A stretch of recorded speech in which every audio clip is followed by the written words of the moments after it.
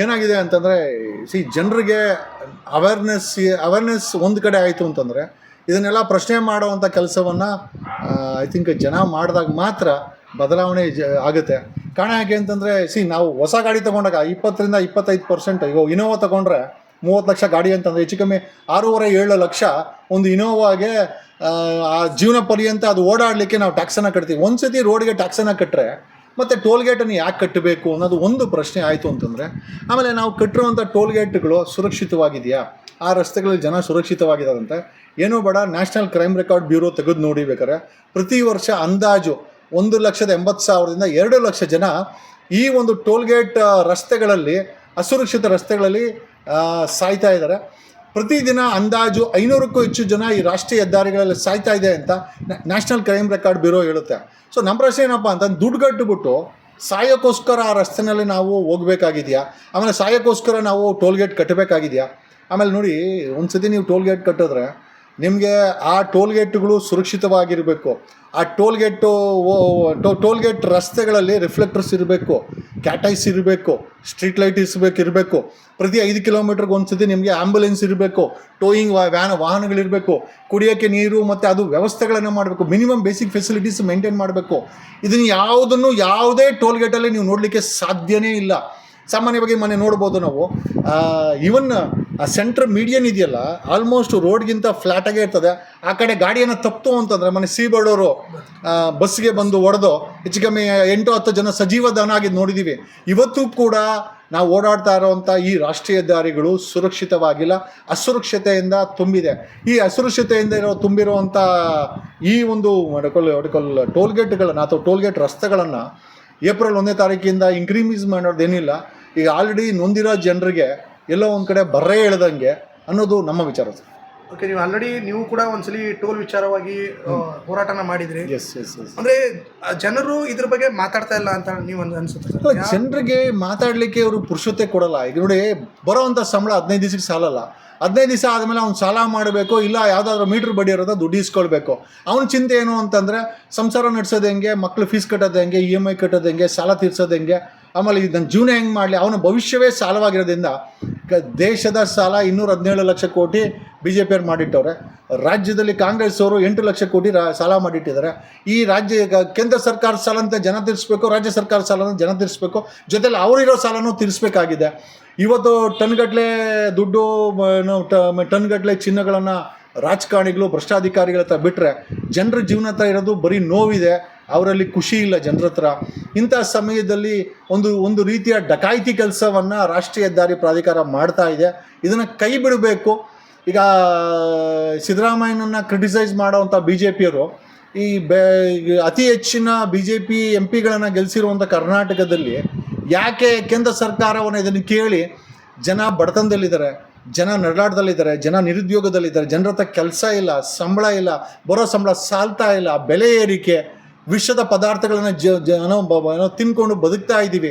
ಇಷ್ಟೆಲ್ಲ ಸಮಸ್ಯೆ ಜೊತೆಯಲ್ಲಿ ಈಗ ಟೋಲ್ಗೇಟ್ ರೇಟ್ಗಳನ್ನು ಜಾಸ್ತಿ ಮಾಡ್ತಾ ಇರೋದು ಒಂದು ಲೂಟಿಕೋರತನದ ಒಂದು ಪರಮಾವಧಿ ಅಂತ ನಮಗನ್ಸುತ್ತದೆ. ಈಗ ಸರ್, ಆಲ್ರೆಡಿ ನೀವು ಹೇಳ್ದಂಗೆ ಕೂಡ ಅಲ್ಲಿ ವ್ಯವಸ್ಥಿತವಾಗಿಲ್ಲ ಯಾವುದನ್ನು ಕೂಡ. ಬಟ್ ಇರೋದ್ರಲ್ಲೇ ಕಡಿಮೆ ಮಾಡೋದನ್ನು ಬಿಟ್ಟು ಜಾಸ್ತಿ ಮಾಡ್ತಾ ಇದ್ದಾರೆ. ಸರ್ವಿಸ್ ರೋಡ್ ಕೊಡ್ತಾ ಇಲ್ಲ, ಏನೂ ಕೊಡ್ತಾ ಇಲ್ಲ. ಬಟ್ ಹೀಗಾದರೆ ಒಬ್ಬ ಮನುಷ್ಯ ಅಥವಾ ಒಬ್ಬ ಜನ ಯಾವ ರೀತಿ ಬದುಕಬೇಕು ಸರ್? ಬದುಕಬೇಕಾ ಸಾಯ್ಬೇಕಾ? ಅಲ್ಲ, ಜನ ಸಾಯ್ತಾ ಇದ್ದಾರೆ. ಸತ್ತು ಬಿಟ್ರೆ ಒಂದು ರೀತಿ ಪರವಾಗಿಲ್ಲ, ಒಂದೇ ರೀತಿ ಹೊಟ್ಟೋಗ್ಬಿಡುತ್ತೆ.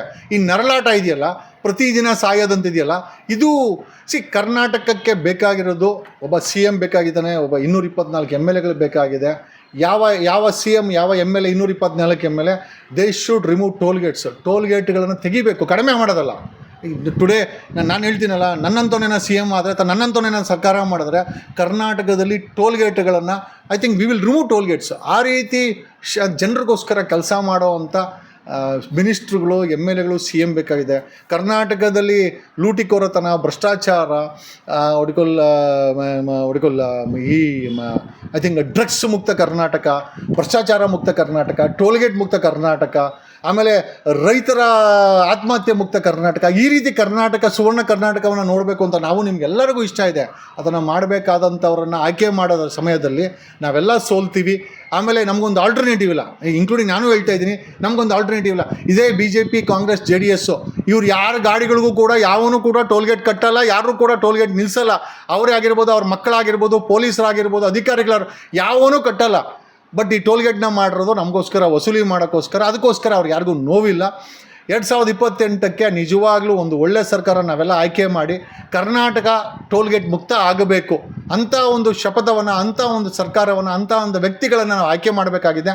ಆ ಪ್ರಕ್ರಿಯೆಯನ್ನು ನಾವು ಕೂಡ ಮಾಡಬೇಕಾಗಿದೆ. ನಮ್ಮದು ಕೂಡ ಜವಾಬ್ದಾರಿ ಇದೆ. ಸರ್ ಅದೇ ಹೇಳಿದ್ರಿ, ಈಗ ನೀವು ಹೇಳ್ತೀರಾ ಸರ್ ಇರೋರೇ 3 ಜನ, ಕದ್ದವ್ರು ಯಾರು ಅಂತ. ಹೌದು, ಆ ಥರ ಆಗಿದೆ ಈಗ. ಅಲ್ಲ, ಇರೋರು 3 ಜನ, ಕಳ್ತನ ಮಾಡ್ತಾರೋರು 3 ಜನ ಅಂದ್ರೇನೆ.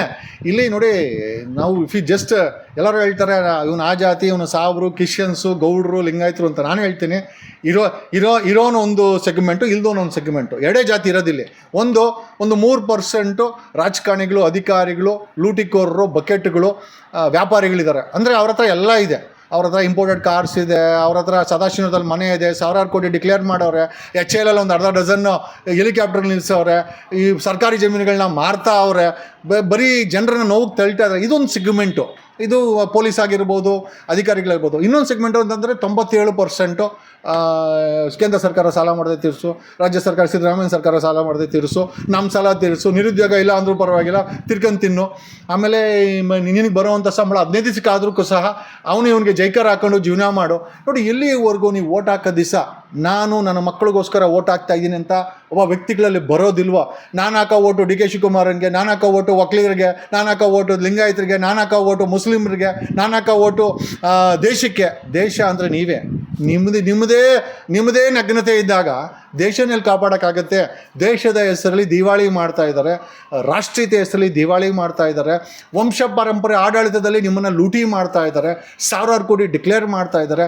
ನನಗಿರೋವಂಥ ಮಾಹಿತಿ ಪ್ರಕಾರ 224 MLAಗಳಲ್ಲಿ 99% they are literally corrupt criminals, ಲೂಟಿಕೋರರು ಅನ್ನೋದು ನನಗೆ ಹೇಳೋಕ್ಕೆ ನನಗೇನೂ ಸಮಸ್ಯೆ ಇಲ್ಲ. ಆಮೇಲೆ ಜೊತೆಯಲ್ಲಿ ಒಬ್ಬೊಬ್ಬ MLAಗಳ ಹತ್ರ ಕಂಟೈನರ್ ಗಟ್ಟಲೆ ಹಣವನ್ನು ಸ್ಟಾಕ್ ಮಾಡಿದ್ದಾರೆ. ಇವತ್ತು ಹಣ ಬಿಟ್ಟು ಜೊತೆಯಲ್ಲಿ ಹಣ ಇಡಲಿಕ್ಕೆ 1 ಕೋಟಿ ರೂಪಾಯಿ ಹಣ ಇಡಲಿಕ್ಕೆ ಸಿಕ್ಕಾಪಟ್ಟೆ ನಿಮಗೆ ಜಾಗ ಬೇಕಾಗತ್ತೆ. ಇವತ್ತು ಅದಕ್ಕೂ ಕೂಡ ಒಂದು ಕಾಂಪ್ಯಾಕ್ಟ್ ವ್ಯವಸ್ಥೆ ಮಾಡಿದ್ದಾರೆ. ರಾಮಚಂದ್ರನ ಮಗಳು ಗೋಲ್ಡ್ ಸ್ಮಗ್ಲಿಂಗಲ್ಲಿ ಸಿಕ್ಕಾಕೊಂಡು, ಈ ಗೋಲ್ಡ್ ಸ್ಮಗ್ಲಿಂಗು ಯಾಕೆ ನಮ್ಮ ದೇಶದಲ್ಲಿ ನಡೀತದೆ, ಗೋಲ್ಡ್ ಯಾಕೆ ರೇಟ್ ಜಾಸ್ತಿ ಆಗಿದೆ ಅಂತಂದರೆ ಕದ್ದಿರುವಂಥ ಹಣವನ್ನೆಲ್ಲ ಇವರು ಗೋಲ್ಡ್ ಕನ್ವರ್ಟ್ ಮಾಡಿ ಇಟ್ಕೊತಾ ಇದ್ದಾರೆ.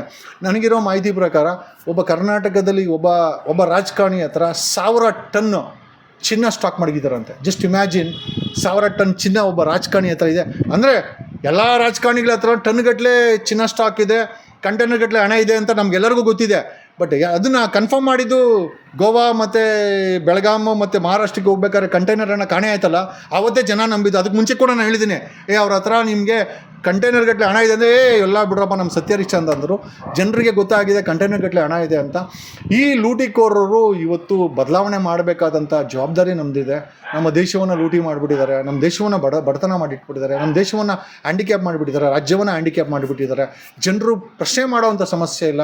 ನಮ್ಮಂಥವ್ರು ಯಾರನ್ನ ಪ್ರಶ್ನೆ ಮಾಡಿದ್ರೆ ಕೇಸ್ಗಳು ಹಾಕೋದು. ನಾವು ಕೂಡ ಅದನ್ನು ಅದೇ ರೀತಿ ಹೋರಾಟ ಮಾಡ್ತಾರೆ. ಜನ ಯಾಕೆ ಪಾಪ ಪ್ರಶ್ನೆ ಮಾಡಲ್ಲ ಅಂತಂದರೆ ಈ ಪೊಲೀಸವ್ರನ್ನ ಬಿಟ್ಟು ಎದುರಿಸೋದು, ಬೆದರಿಸೋದು, ಸುಳ್ಳು ಕೇಸ್ ಹಾಕೋದು, ರೌಡಿ ಶೀಟ್ರ್ ಓಪನ್ ಮಾಡೋದು, ಗಂಡಂದ್ರ ಮೇಲೆ ರೌಡಿ ಶೀಟ್ರ್ ಹಾಕೋದು, ಹೆಂಡತಿಗಳನ್ನು IB ಕರೆಯೋದು. ಈ ಒಂದು ಪರಿಸ್ಥಿತಿಗೆ ನಾವು ಬಂದು ನಿಂತ್ಕೊಂಡಿದ್ದೀವಿ. ಪ್ರಶ್ನೆ ಮಾಡಬೇಕಾಗಿದೆ, ಎಲ್ಲಿಗೆ ಬಂತು, ಯಾರಿಗೆ ಬಂತು 47ರ ಸ್ವಾತಂತ್ರ್ಯ ಅಂತಂದಂಗೆ.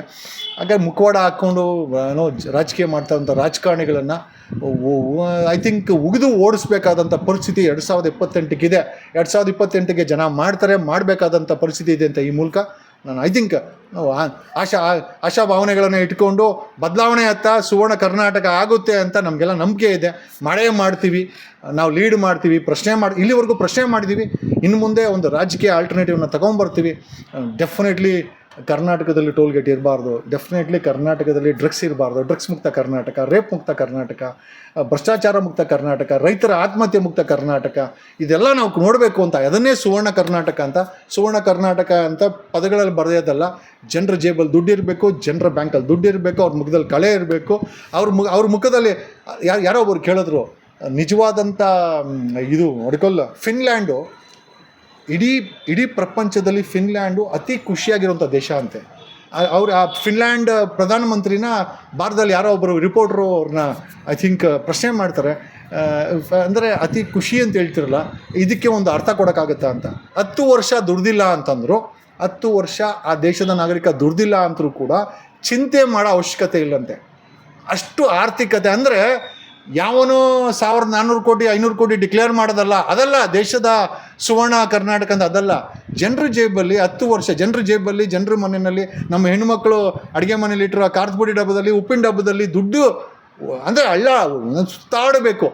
ನಾವು 1 ವರ್ಷ ದುಡ್ದಿಲ್ಲ ಅಂದರು ಕನಿಷ್ಠ 10 ವರ್ಷ ಅಂತ ಫಿನ್ಲ್ಯಾಂಡ್ ಹೇಳುತ್ತೆ. ನಾವಿವತ್ತು ಒಂದು ದಿವಸಕ್ಕೂ ಕೂಡ ಸ್ಟಾಕ್ ಇರೋವಂಥ ಹಣ ನಮ್ಮ ಹತ್ರ ಇಳಿದಿಲ್ಲ. ಅಷ್ಟು ಲೂಟಿ ಮಾಡಿದ್ದಾರೆ. ಲೂಟಿಗೆ ಎಲ್ಲ ಕಾರಣ ವಂಶ ಪಾರಂಪರ್ಯ ಒಂದು ಆಡಳಿಕೆ.